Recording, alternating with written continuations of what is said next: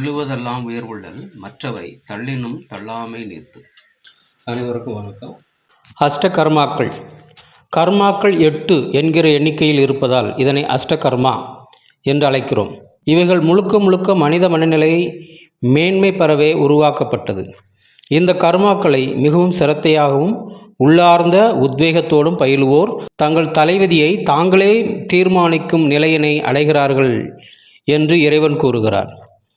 இவ்வளவு சிறப்பினையும் ஒருங்கே பெற்ற இந்த அஷ்ட கர்ம சக்திகளின் ஒரு பகுதியான அஷ்டகர்மாக்கள் என்பது முறையே வசியம், மோகனம், உச்சாடனம், ஸ்தம்பனம், ஆகர்ஷணம், வித்துவேடனம், பேதனம், மாரணம் என்பது ஆகும்.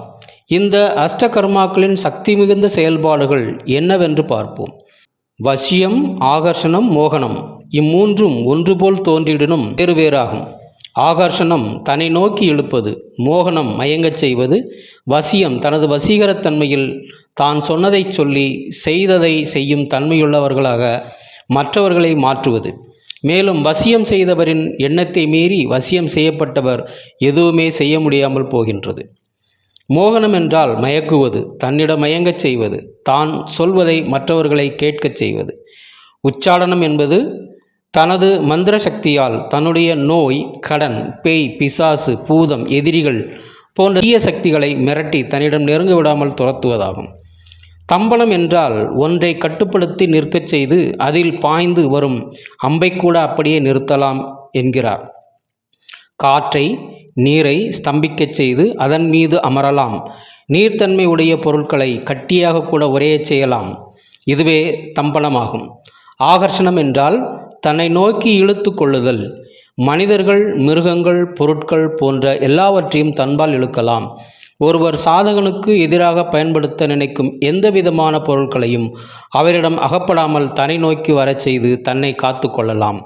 வித்து வேடனம் என்றால் ஒருவரை ஒருவர் வெறுக்கச் செய்வது, பகைமை உண்டாக்குவது, எது தனக்கு வேண்டாததோ அதனை தன்னை விட்டு விலகி ஓடச் செய்வது, தன்னிடமுள்ள தீய எண்ணங்கள், தீய பழக்கங்கள் போன்றவற்றை. பேதனம் என்றால் வேறுபடுத்துவது, பிரிப்பது.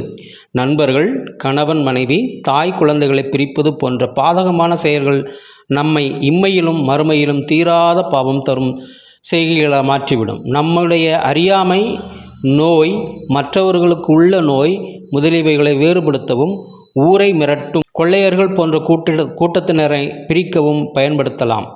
மாரணம் என்றால் அழிப்பது, கொல்வது. மனிதர்கள் தனக்குள்ளும் வெளியிலும் இருக்கும் தீய சக்திகளை அழிப்பதற்காகவே ஏற்பட்டது. அஷ்டகர்மாக்களை ஒருவர் தனக்காகவும் பிறருக்காகவும் செய்வதால் இவைகள் கர்மா, அதாவது தொழில் என்று அழைக்கப்படுகிறது. குருவின் வழிகாட்டுதலோடு இக்கலையை கற்க வேண்டும். நன்றி, வணக்கம்.